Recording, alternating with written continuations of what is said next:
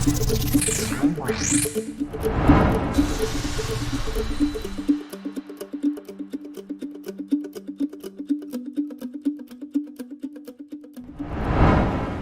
everyone to Pockets Pro Sports, here with my second competitor, Scerri.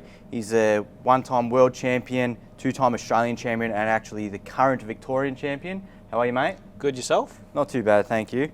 Quite a bit of accolades to your name there. Yeah, pretty happy with them so far. So and obviously this year with COVID and stuff, it was good to at least come out on top, current Victorian champion.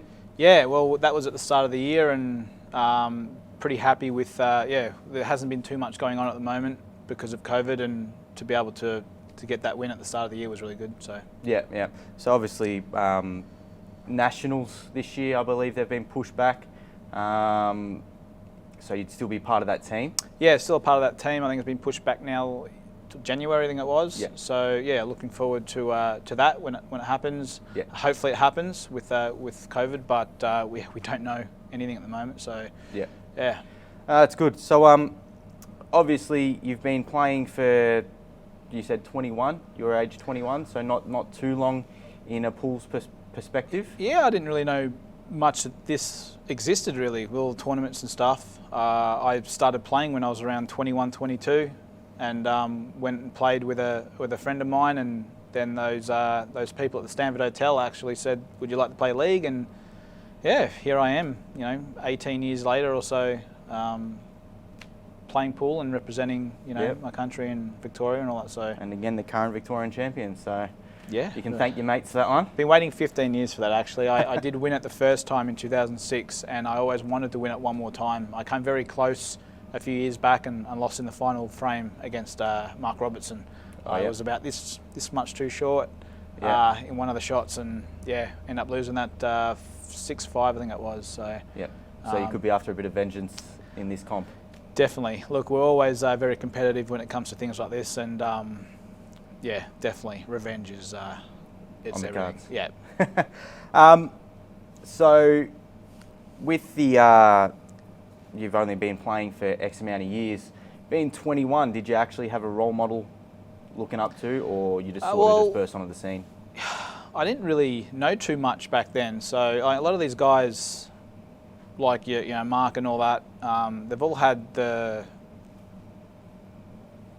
when they were 8, 9, and 10, they all grew up playing it, and I didn't have any of that. So they're probably 8 or 10 years ahead of me with a lot of this stuff, but I was able to pick up on it pretty quick, and as time went on, so I was pretty happy with that. Yeah. How long roughly does it take you to get the feel of the table when you're playing it? Obviously, you walk into venues around here, it's all different tables, whatever it may be, all different humidities. How long does it take you to adjust? Well, the first thing I would do in any tournament, or even just coming here and playing, I would basically just pick up a ball and throw it around the table and see how the cushions react, whether they're pinging or whether they're bouncing or whether they're just a little bit dull, and then I would know to either play shots down rails or shots, play doubles or stuff like that. So, you can test a table within a few minutes and figure out sort of how slow and how fast it is and whether it rolls a little bit here or there. Most tables do have a bit of a roll, but if you're, a couple of minutes and you can sort of sort all that out, and then obviously you get stuck into the match, and I might know that cushion and that cushion might be playing a bit funny, so I won't play any, doubles on that. I'll play shots down rails and stuff like that. But at the end of the day, pretty much the first person that adjusts to the table will probably win the match. So yeah, it's important, I think, to do those first couple of things first before you go and play. At least then you've got some sort of edge, and that's what all sports are. It's all about getting that edge. So you obviously you see some people just rock up and play on the game, and they suffer the consequences for not actually adjusting. When I've actually been to comps, and basically before every match I see you play, you're on that table feeling it out. Yeah, it only takes a minute or two, like I said. And then it can take a little bit longer when you're out there, nerves and stuff, and we all get nervous, but it's how you hide it as well. So, speaking of which, coming to comps, basically all comps, I've sort of realised that you are widely known as the underdog. How does it make you feel, and do you feel you're an underdog? It's just people's opinions, really. In my eyes, I'm the one to beat. Yep. But in everyone else's eyes, it's always been different, and that's fine. I think it's actually made me stronger over the years. I think I've been favourite once or twice in my life, and I've lost them both. Yep. So if I'm the underdog basically going into these things, then so be it. That's what I like, and I like competing like that. So Improving people. I always, if you tell me I can't do something, I'll definitely do it. So Yeah. I like proving people wrong. So what is your most memorable moment in 8-ball, or do you have a few? There are a couple, obviously. I think the first Victorian title was in 2006, a couple of years, about 3 or 4, 5 years after I started, 4 years after I started playing pool, I won the Victorian title. And that was definitely the start of, bigger and better things to come, hopefully. Yeah. And then obviously my first Australian title in 2014 was definitely my highlight of my playing career. And then obviously soon after that was the second title in 2015, going back to back. So you're actually the only player to ever go back to back, aren't you? Yes, yeah, only player ever to do that, which I'm grateful to win one, but to be able to have won the second and even make the final in the third year, I'm pretty grateful for that. But obviously to top it all off was to go away with all the boys and play at the Worlds and win the 2016 World title. So that was by far, even now talking about it, my heart's starting to pump. Just it's absolutely crazy what we did up there. So Yeah. Is it true you actually won the Australian Championship with a house cue shaved down to your specs? Yes, yeah. I like the house cues, one piece, maple or ash, but pretty much maple. I don't like grains and stuff like that because they pull on your beard and whatever. So that's why I shave a lot. But other than that, I play with a one piece house cue, and it's been sort of laid down to what I like. Yep. Around about the 15 ounces, 16 ounces, 8.2, 8.5 mil tip, and well balanced. Yep. And that's what I play with. Like, you could give me a $1,000, I'm not going to mention names, but you give me a $1,000 cue, I'm probably going to be no good with it. But you give me my house cue or a house cue, I like them better. It's personal choice. You could put out 20 cues. One could be 5,000, one could be 1,000, one could be $5. Whichever cue you pick up and like, that's the one you buy. So you don't go buying cues that Big brands or anything like that. You can if you want. If they feel good, by all means do it. But it's basically what you feel most comfortable with, then that's the one you choose. So yeah. So the 2016 you were part of the world team, and you actually played in the winning frame. It was 7-6. If you lose, it goes to hill, but you managed to get on that black, and and I did watch it, and you actually didn't land quite plumb on that black. No, I was actually in the perfect scenario. 7-6, if I lost, I still had another guy come out.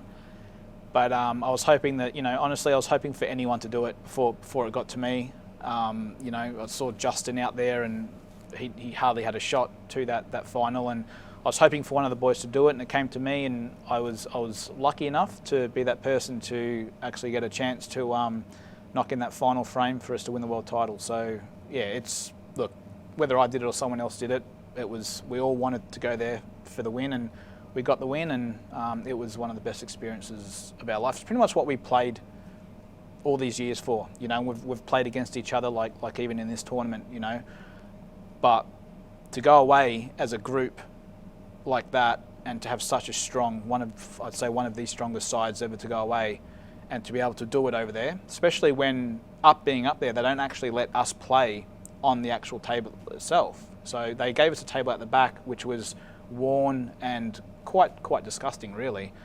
And then we went out and played in the main final, and we actually have to get used to the table as we're playing. So hence why you might find a lot of people running out of position and travelling a little bit too far. Like, all we really needed was pretty much a minute each on the table to get used to it, or to, like I was saying, to see how quick it rolls and stuff like that. Even just to pot a ball and watch the white ball roll, like, that would have been enough. But you'll find that a lot of us get out of position, and we're making it up as we go, because we weren't allowed that time to have before the match. So basically you feel that what could possibly change is to allow these players to practice on the table for the best possible viewing.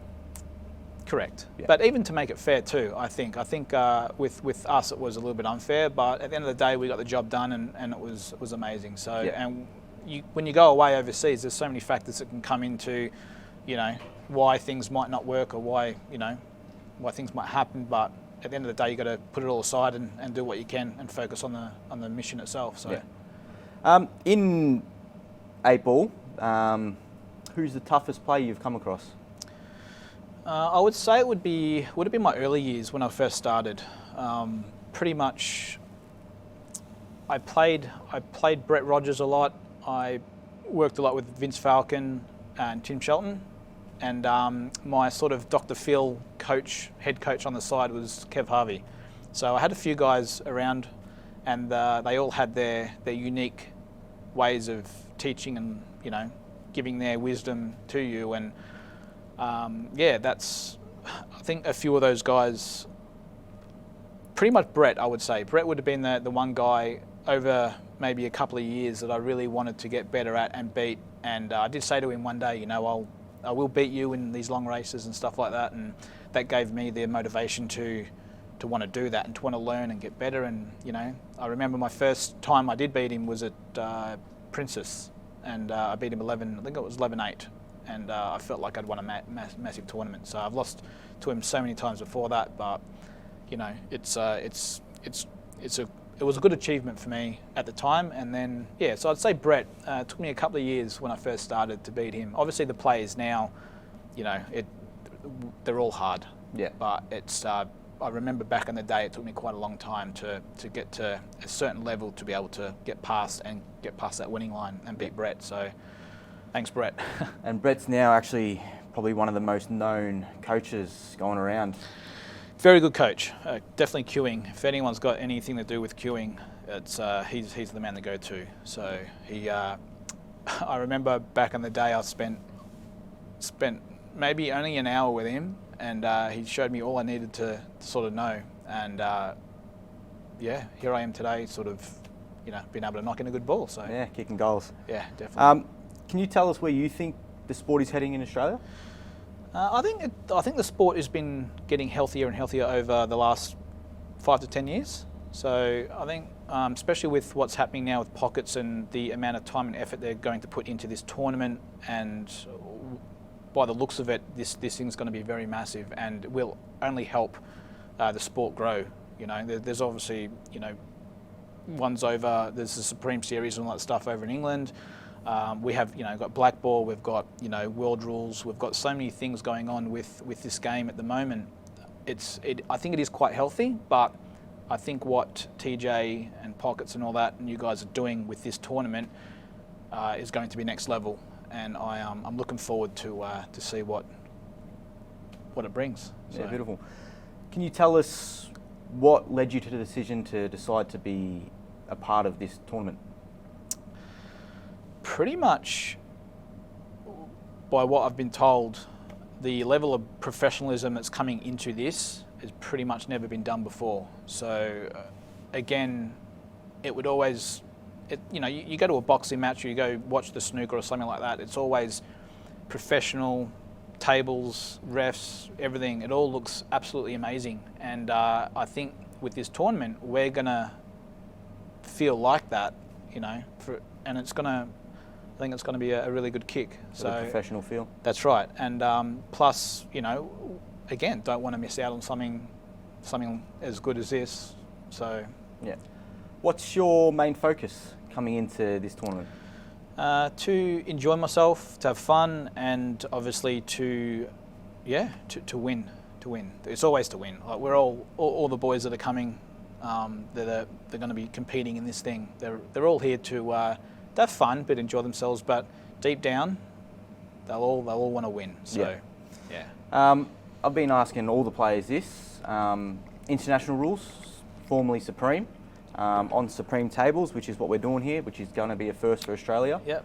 How familiar are you, and how do you feel you're going to match up? I think a lot of us haven't had too much, other than going over to the Worlds and stuff, playing on those tables. So I think it's going to be quite fair. Yeah. To be honest with you, I think we're all going to have, we've all had our small experiences on the table. we're all happy to play on tables like that. I think they're great tables as well. And the rules suit the table also, because the tables are a little bit more forgiving in certain areas. And I think it's a good change for now. So, is there anything you want to say to the players coming into it? If you're starting out, enjoy it. Never ask for starts. I think just I've always been one to, if you want to learn how good you are or how good you're getting, play someone, and if you win or lose, then you can learn from that. If you're always getting starts, you don't know where you are, you don't know how to get over the winning line as much, but always play in all the comps that you can. Just anything. It doesn't matter if you're playing for $5 or whatever. Just play in something, and it's all about getting the win. And the more and more you can win the little tournaments, that all helps when it comes to winning some of the big tournaments. And always ask for advice. Ask why you lose a frame. And it doesn't matter whether the person you're playing has been playing for 6 months or been playing for 20 years. Yeah. Ask why you lost, and put it in the memory bank and move on.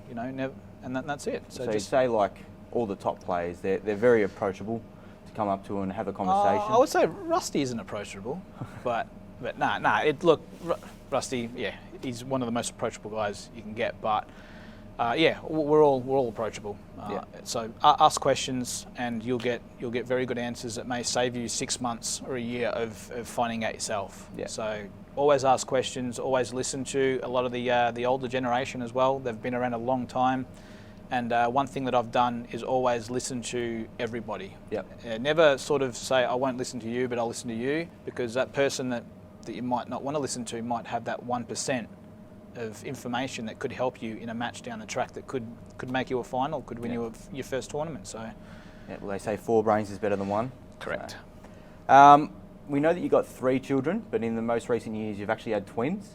Has that affected your ability?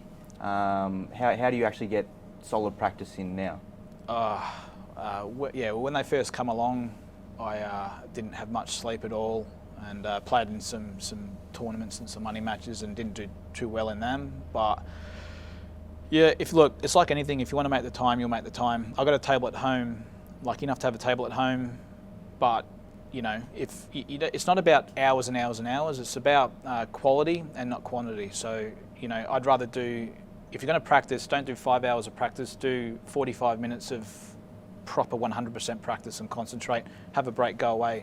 And I think the 2 best times that I thought practicing were 1 in the morning, when you just get up or before you go to work, and 2 late at night, right before you go to sleep.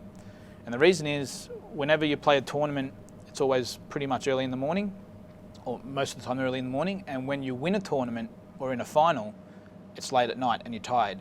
So you're always practicing either in the morning when you're just getting up and you need to switch on, or you're practicing late at night before you go to bed and you're really tired and you need to learn how to switch on. Because when you're playing these big tournaments, or whether you're playing big guns or something like that, you're pretty hammered, you're pretty stuffed, and you need to find those extra gears.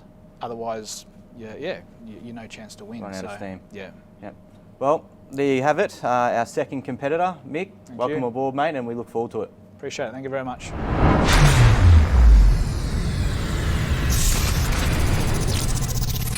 Wow.